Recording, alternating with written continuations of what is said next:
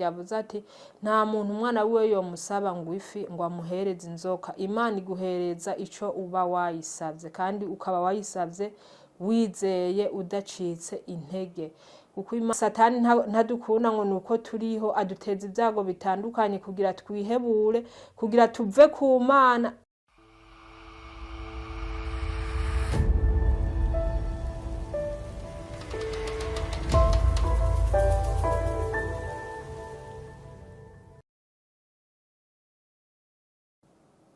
Ndabaramukije abariko barankurikirana mwese kwijambo ry'Irakiza TV. Amahoro y'Imana bane namwe aho muherereye hose, kandi nkongera ndabashimira ukungene mubandanya mudukurikirana kwijambo ry'Irakiza. Yesu abahezagire. Hama cari igihe kirekire sinaheruka kwijambo ry'Irakiza TV, ariko Imana iranciriye inzira, impaye ijambo ry'Imana nkwiye gusangirana namwe kuri uwo munsi, ryo muri Matayo igice c'indwi guhera ku murongo w'indwi kugeza ku murongo wa 12. Hanyuma reka tumanze ndarisengere kugira Imana ize kubana nanje, kandi namwe muza kuryumva rize kugira aho ribakuye kandi rigire naho ribashikanye.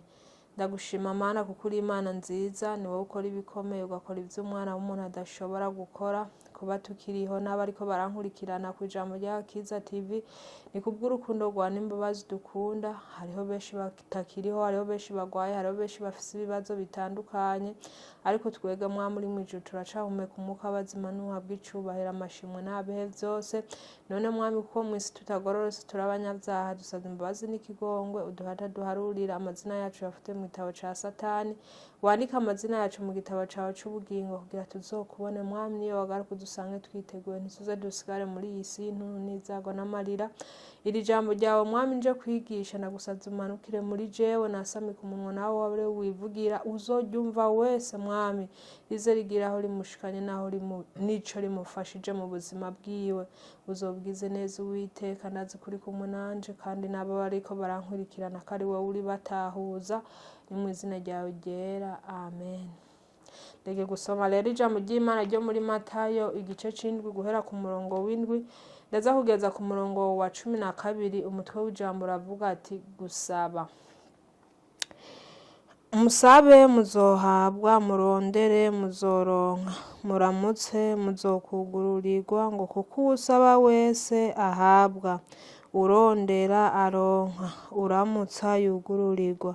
Hari umuntu muri mwebwe umwana wiwe yomusaba umutsima akamuha ibuye, canke yomusaba ifi akamuha inzoka? None mwebwe ko muzi guha abana banyu ingabire nziza muri babi, mbega so wo mwijuru ntarushiriza rwose guha ivyiza ababimusavye? Nuko ivyo mugomba ko abantu babagirira vyose mube ariko mubagirira namwe, ngo kuko ivyo ari ivyagezwe n'ivy'abavugishwa n'Imana. Ijambo ry'Imana riratubwiye ati dusabe tuzohabwa, turondere tuzoronka, ngo kuko usaba wese ahabwa.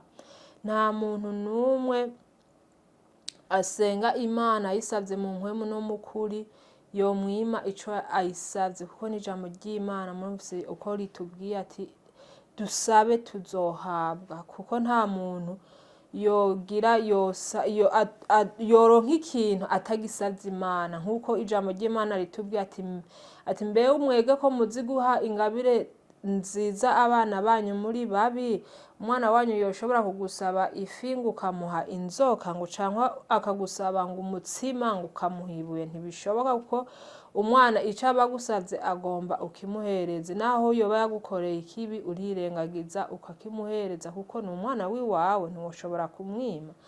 Agusavye ikendi umuha ikendi. None rero iyo dusavye twizere yuko data ico tumusavye, nawe naho twoba twamukoreye amakosa ameze gute, dusavye imbabazi ico tumusavye arakiduhereza, kuko tuba dufise ukwizera mu mutima, kuko imbere y'Imana byose birashoboka, nta kintu na kimwe Imana yotwima. Kuko gusa turi abana b'abantu, hari igihe dusaba nabi, ariko Imana yoyo iba yabonye ko twayisavye, tuyisavye mu kwizera tutidodomba, tutagira ati none ko nasavye Imana akazi haheze imyaka 10 ako kazi ko ntarakaronka ni kubera iki? Kandi ijambo ry'Imana rivuga ngo dusabe tuzohabwa. Iyo ugiye gusaba Imana ukagenda widodomba, ukagenda ufise imitima ibiri ukavuga ati naho nagasengeye Imana ntirampa ico nayisavye, titiriza abandanya usenga. Imana ni nyembabazi, iguhera igihe cyose ibona ati iki kintu kirakenewe guhabwa uwo muntu ho yakansabiye reka ndamuhereza, Imana iraguhereza. Ariko iyo ucitse intege ugaheba gusenga ukavuga ati ndabivuyemwo, Imana ahubwo ngira ntayiriho ho nakayisabe ko itampereza, aho wagize intege nke muri wewe widodomvye, Imana ntishobora kuguhereza kuko wamaze gucika intege. Ariko iyo uyisavye wizeye ukabandanya ushima Imana uvuga ati ndizera umunsi umwe Imana izokwishura ivyo uzoba wayisavye. Uko naje nageze kugira ikigeragezo ndagenda kwa muganga, barambwira ati rero wewe urafise ingorane mu nda bisaba tukubage.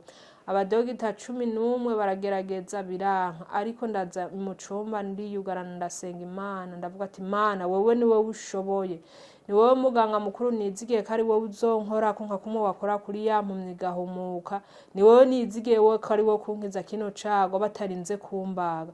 Imana yaranyishuye, naragiye kwa muganga, ibintu byose bigena neza, nta mbugita banshize ko. Kubera iki? Kubera ugusenga, kuko Imana iyo uyisavye wizeye ntaco ikwima. Imana ni nyembabazi. Rero nawe nyamburi mu bibazo bitandukanye, hari igihe woba ugwaye, hari igihe woba wabuze indyo urya, canke hari igihe woba warondeye akazi kakabura, bandanya usenga. Imana niyo irogucira inzira, kandi Imana niyo irokubera inyishu ikaguhereza ivyo uzoba wayisavye, kuko wayisavye wizeye izobikora, kuko Imana ntibesha. kandi Imana iyo ivuze ati ibi birashoboka, imbere yayo birashoboka.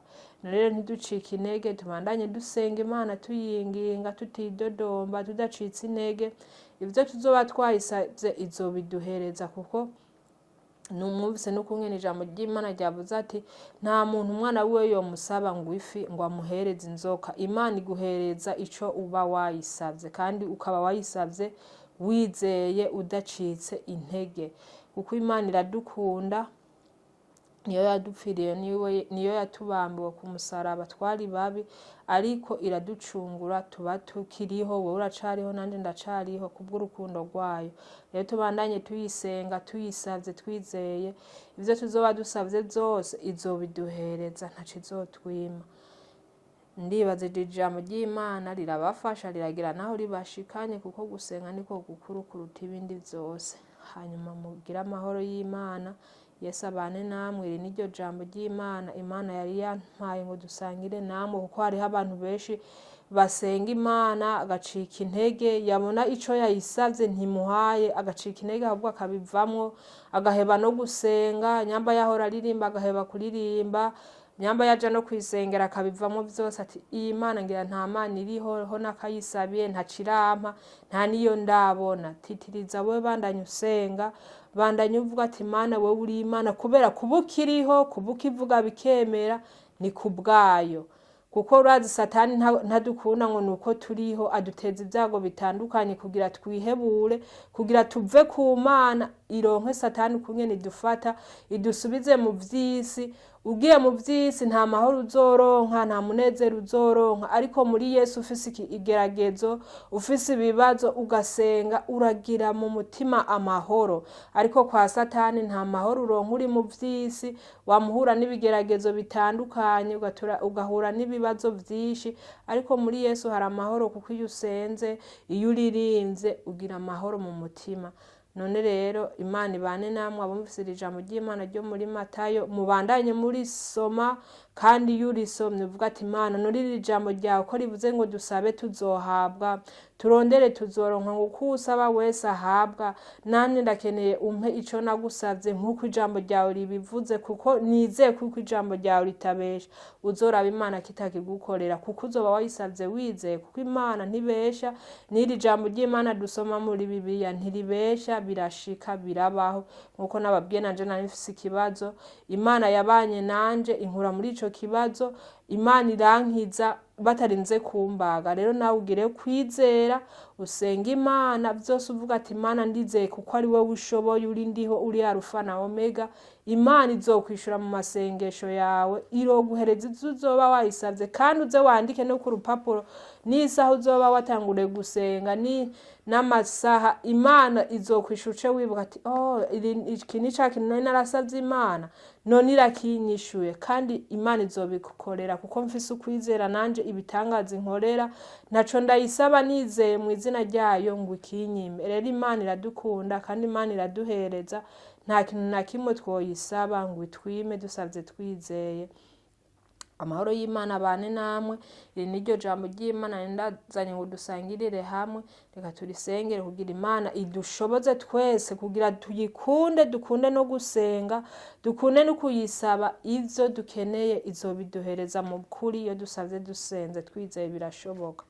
Ndagushima Mwami kuko uri Imana nziza, uri Imana itabesha, n'ijambo ryawe riratubwiye yuko iyo dusavye twizeye imbere yawe ko byose bishoboka. None Mwami n'abariko barankurikirana ico bagusavye bo bizeye abari uzokibahereza, kugira Mwami uri mwijuru bamenye ijambo ryawe ko ritabesha, kugira bamenye kuko uri Imana wowe iyo umwana w'umuntu agusavye imbere yawe atidodomba, atabindi bintu akugereranya canke atabishushanya gushushanya, ko byose izabagusavye kari wowe bimuhereza.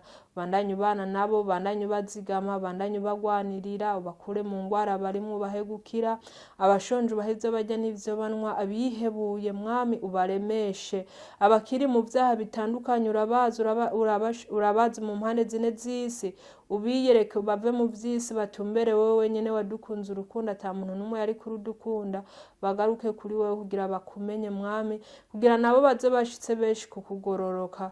Uzobigize neza Uwiteka, sinosaba menshi ngo nsarare, ariko wenda azi zose wowe kuvyumva kandi kubikora. Ni mu izina ry'Umwami wacu Yesu Kristo ndabisavye nizeye, amen. Bye bye.